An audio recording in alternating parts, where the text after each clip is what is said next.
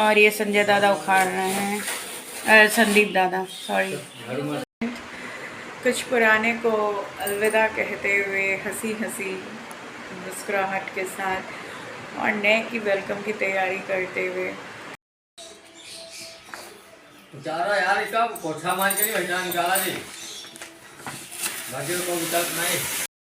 फिर से बोलो दुकानदार। तो भाई समझदार लोगों ने बेड शिफ्ट किया और बेड, और इतनी तेज मुझे ठोकर लगी, मेरे तीनों उंगलियों में चोट लगी है, उंगलियां सूज।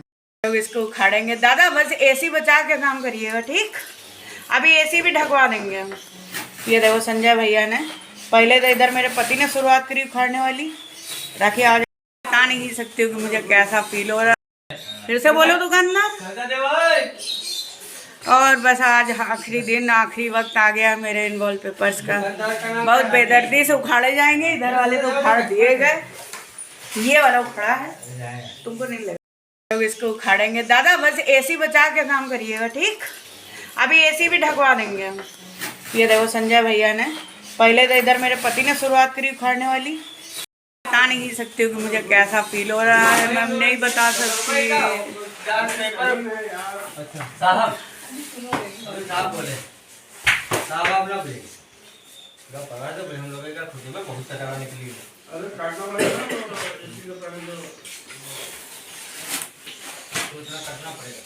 मेरी यादें नोच के फेंक दी जा रही हैं ताकि नई यादों की जगह बने, नई यादों का रंग भरे। हाँ बस धीरे धीरे ऐसे ही निकल जाएगा दादा ये।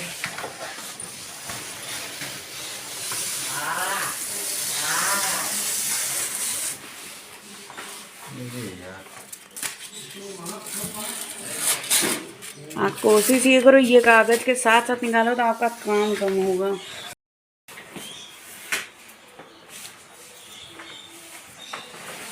अब मैं यहाँ से हट जाऊँ वरना शायद मैं रो दूँगी।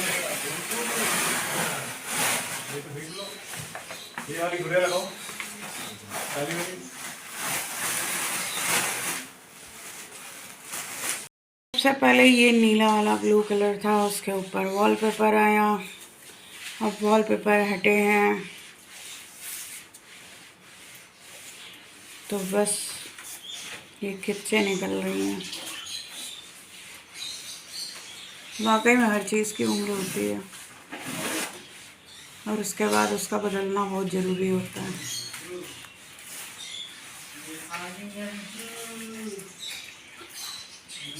बाकी एसी के अंदर का नहीं, पीछे का नहीं निकल पाएगा, ये साइड का निकाल दिए बने भैया।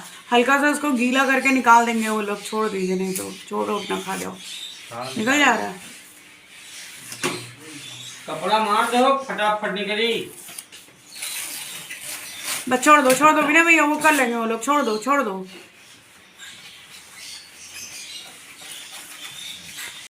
भैया लोग सफाई तो क्या मतलब झाड़ू तो लगा के जाते हैं, तो इन्होंने जितना भी कचरा हुआ था मॉर्निंग में मेरी हेल्पर लगा के गई थी, बट ऑब्वियसली सब आप पढ़ते कुछ होगी, पुट्टी होगी कि तो मतलब नहीं बनता है, लेकिन फिर भी वो करके गई थी। एंड उसके बाद ये तीसरी बार रूम में झाड़ू होकर सफाई हुई है।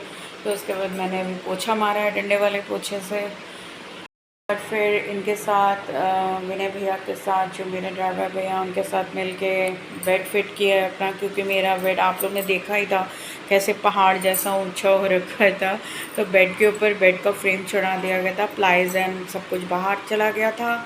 तो उसके बाद वापस से बेड को फिट किया गया, क्योंकि कहने को तो हमारे पास कई सारे रूम है पर एसी एक ही रूम में लगा हुआ है, तो सब चीज़ें बहुत संभाल के रखी गई थी। सुबह रूम खाली करते वक्त फिर फ्रेश बेडशीट बिछाई, पूरी बिस्तर झाड़ के। एंड अब भाई हमारी बस हो गई है। अभी मैं कम से कम आधा एक घंटा रेस्ट करूँगी, फिर मैं ऊपर जाऊँगी, भगवान को प्रसाद चढ़ाना है, बड़ा मंगल है और आखिरी बड़ा मंगल है। तो भाई समझदार लोगों ने बेड शिफ्ट किया और बेड के नीचे जो ईंटें लगे होते हैं उन पर ध्यान नहीं दिया कि वो बाहर की तरफ नहीं अंदर को दबे हुए होने चाहिए। एंड मैं उधर से आ रही थी और इतनी तेज मुझे ठोकर लगी, मेरी तीनों उंगलियों में चोट लगी है, उंगलियां सूजी भी हैं बाकायदा, और इसमें से काफ़ी ब्लड भी आया। तो दवा लगाई है मैंने अभी। डेटॉल तो मिला नहीं ढूंढ के, डेटॉल सामने ही रखा था, इतने दिन तक काम होता रहा, लेकिन टचवुड भगवान ने इतनी रक्षा करी, मुझे कहीं चोट चपेट नहीं लगी। थकान की वजह से दर्द होता है वो ऑब्वियस सी बात है, लोगों की ज़रा सी लापरवाही ना, वाकई में औरत का काम औरत का होता है और आदमियों का काम आदमियों का ही होता है। मतलब इतना तो कॉमन सेंस इंसान लगाता ही है ना कि ईंटें दबा के अंदर की तरफ रखे ताकि किसी को ठोकर ना लगे, जबकि ईंटों के निशान तक बने हुए हैं वहां पर।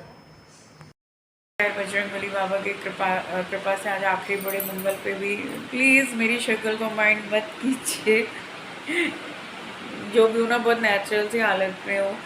मैंने भी चेहरे पे कुछ लगाया तक नहीं है, और इसके बाद मैं जानती हूँ मेरे अंदर बोलने की भी हिम्मत नहीं रहेगी। जब तक मैं बिस्तर पर नहीं गिरी हूँ तब तक मैं हूँ वन पीस बोल ले रही हूँ। इसके बाद खैर भंडारे का प्रसाद आ गया, मैं ये कहना चाह रही थी। तो शाम में सबने थोड़ा थोड़ा प्रसाद खाया, एंड मुश्किल से इतना सब टायर्ड है ना कि किसी को भूख नहीं है। तो अगर बनेगी तो खिचड़ी बनेगी, नहीं शायद दो ने प्रसाद रखा हुआ है, मैं पीऊँगी मट्ठा और प्रसाद गरम करके माइक्रोवेव में इन लोगों को दे दूँगी। किचन 50% सेट कर लिया है, 50% रहता है, तो ऑब्वियसली एक दिन में तो हनुमान जी की तरह मैं समुंदर नहीं लांग सकती ना।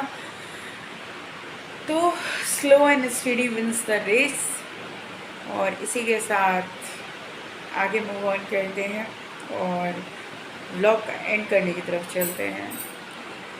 विंडो दिख रही है पीछे से, एंड जो जगह वैसे तो लगभग सब जगह पुट्टी हो गई है, लेकिन कहीं कहीं रह गई है, तो वो कल हो गई पुट्टी। एंड बेड को प्लाई कल हटा के इसके ऊपर ही रख दिया जाएगा फ्रेम के साथ।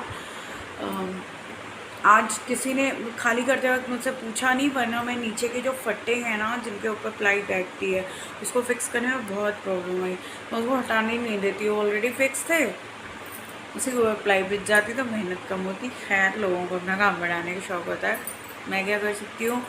तो पीछे की मेरी विंडो दिख रही होगी आपको, पर्दे 1 बाय 1 हर जगह के उतरते गए एंड वॉश हो के तय होकर सावधानी से बगैर धूल मिट्टी लगे रखते गए, क्योंकि कपड़े धुलने से ज़्यादा कपड़े सुखाने की प्रॉब्लम थी। 2 दिन तो वॉशिंग मशीन ही नहीं लगी, 2 दिन बाद जब लगी तो घर के भी कपड़े इकट्ठे थे, एंड धीरे धीरे उनको मैं 1 बाय 1, मतलब मशीन अगर दिन में 2 बार भी चल रही है तो मैं कम से कम 10 घंटे का गैप रखती हूँ, 8 से 10 घंटे का गैप रखती हूँ।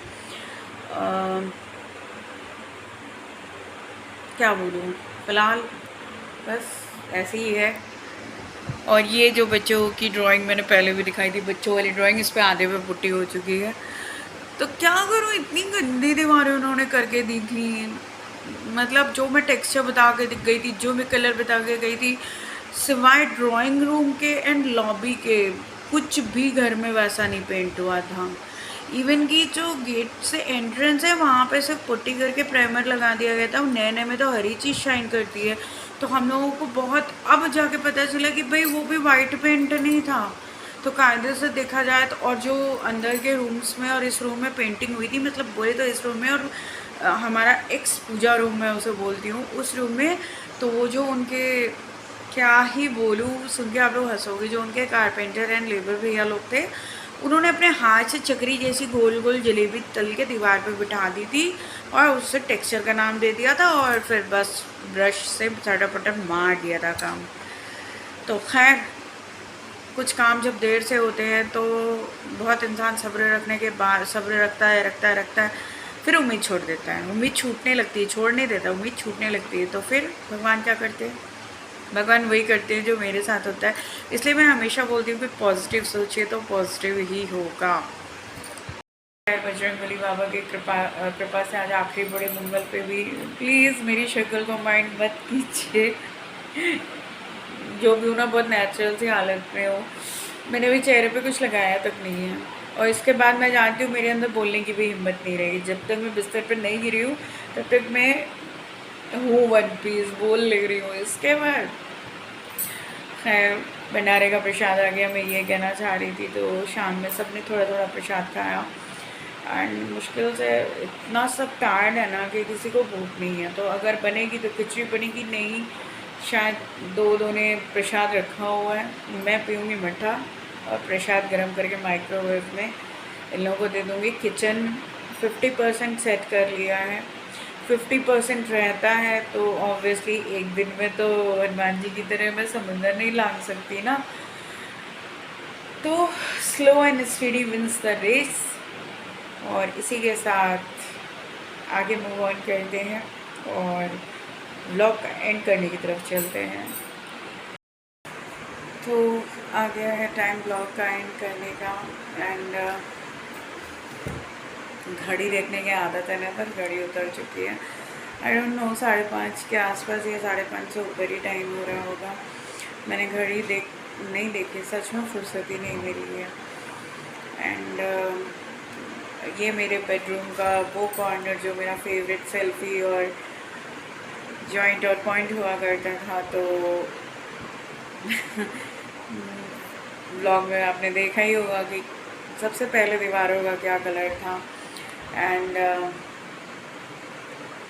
कान में जो होगा वो तो आप देखोगे ही, क्योंकि फिर से एक नया सेल्फी और जॉइंट और पॉइंट क्रिएट हो जाएगा।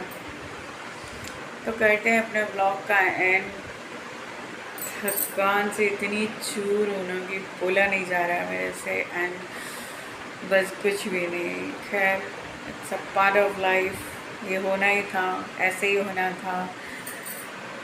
हाँ, मन कल बहुत उदास था। एक वो वाला होता है ना, ओवरवेलमिंग फीलिंग।